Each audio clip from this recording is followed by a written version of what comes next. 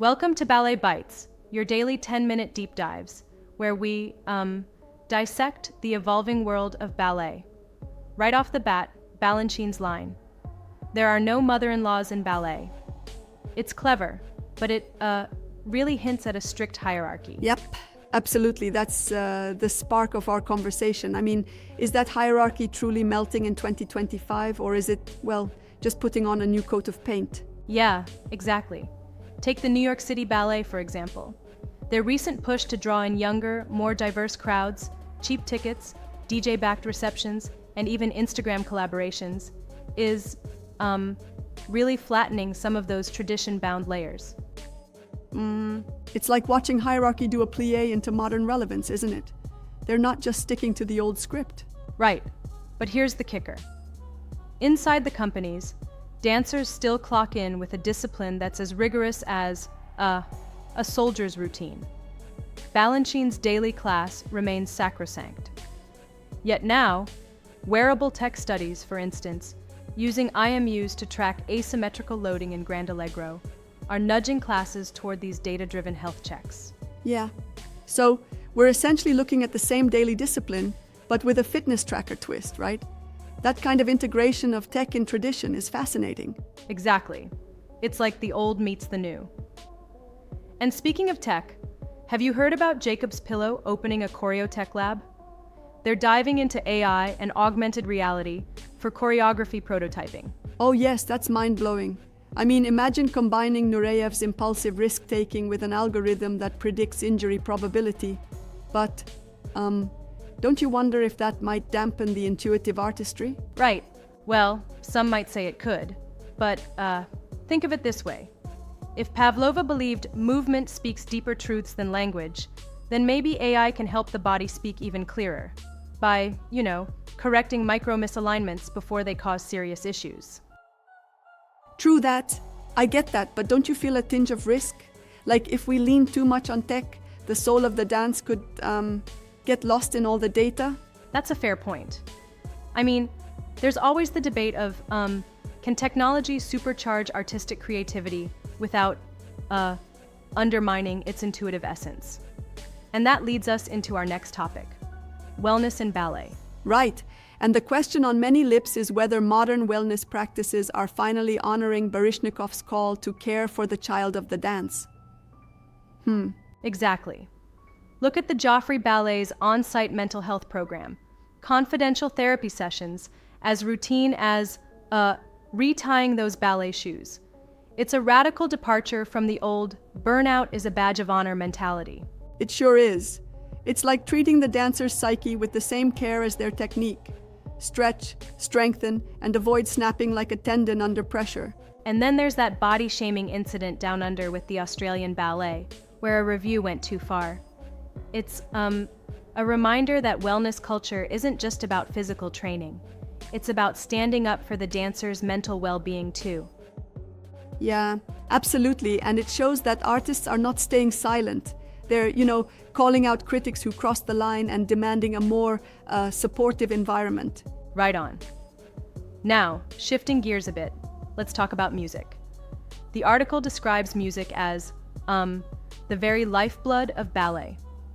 With digital scores and streaming classes on the rise, we have to ask, is recorded sound replacing live pianists? Oh, that's a hot topic.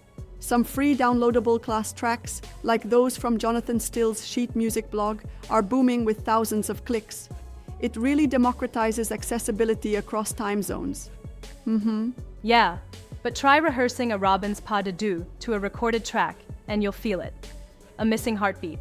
Live music with its unique rubato and breathing gives a dance its emotional pulse.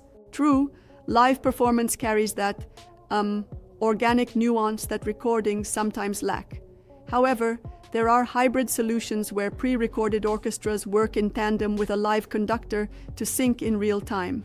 Tech bridging the gap without killing the nuance. Exactly. And speaking of bridging gaps, let's ask about legacy quotes from giants like Balanchine, Fonteyn, and Pavlova. Are they still holding sway for Gen Z dancers who are attending classes in micro apartments? Right? Their spirit absolutely resonates. It's like a cultural DNA. But the method is updating. Fonteyn prized repetition for mastery. Today, that concept extends to cross-training with Pilates, swimming, and even VR-modulated conditioning. And that shows that discipline doesn't vanish. It just morphs into something more flexible. It's like modern discipline meets tradition. It's creative evolution in real time. Definitely. And it's also become more communal. Dancers are collaborating across ranks on social media now, sharing rehearsal bloopers, wins, and even struggles. That transparency is, chipping away at the old fear-based ladder. Yep. Speaking of evolution, let's dive into ballet's storytelling aspect. Can the timeless narratives of ballet evolve without losing their soul? With initiatives like the English National Ballet's 10-day digital celebration for their 75th season next July, it's a real blending of old heritage with new tech. Absolutely, and it's a win-win. Archive footage side by side with cutting-edge holograms and digital premieres, heritage literally shaking hands with the future. But here's a debated point. Could virtual galas eventually cannibalize live ticket sales? Early data suggests otherwise, showing viewers, once hooked, convert into in-theater patrons. I get that, but I respectfully challenge it a bit. While virtual events can whet an appetite, there's still something irreplaceable about the immediacy of live performance. It's like getting a warm embrace versus a high-quality video call. Both can be great, but they're not identical. That's a solid point. It really underscores that, at its core, ballet's power lies in its ability to adapt while staying true to its essence: discipline, passion, and community. It's that resilient spirit that, according to our discussion, survives by adapting to tech, wellness science, and, shifting audience habits. Exactly. And it's interesting how this evolution invites us to rethink even those legacy quotes.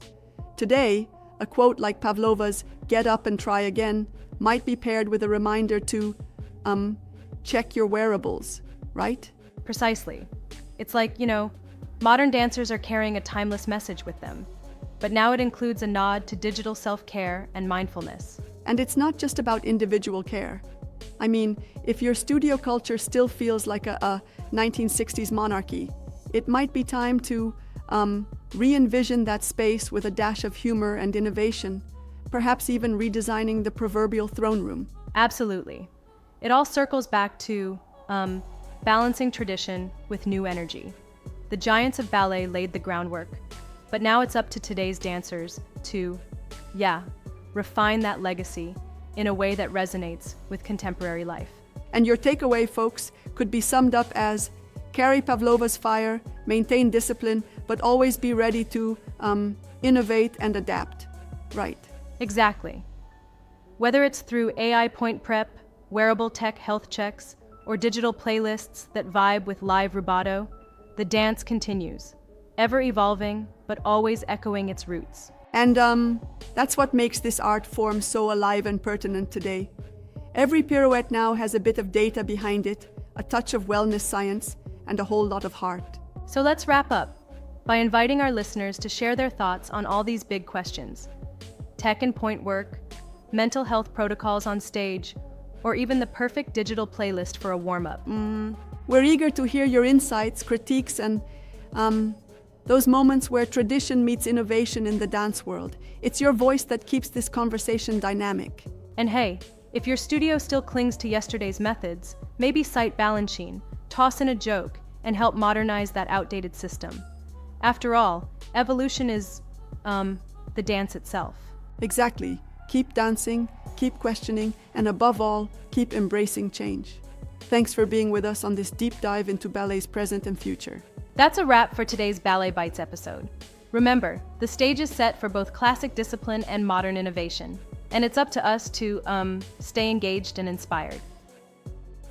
Right on. Don't forget to like, subscribe, and drop your comments, good or bad. We promise to consider every note as we shape future episodes. Until next time, keep those toes pointed, the wearables on, and the dance alive. Thanks for tuning in.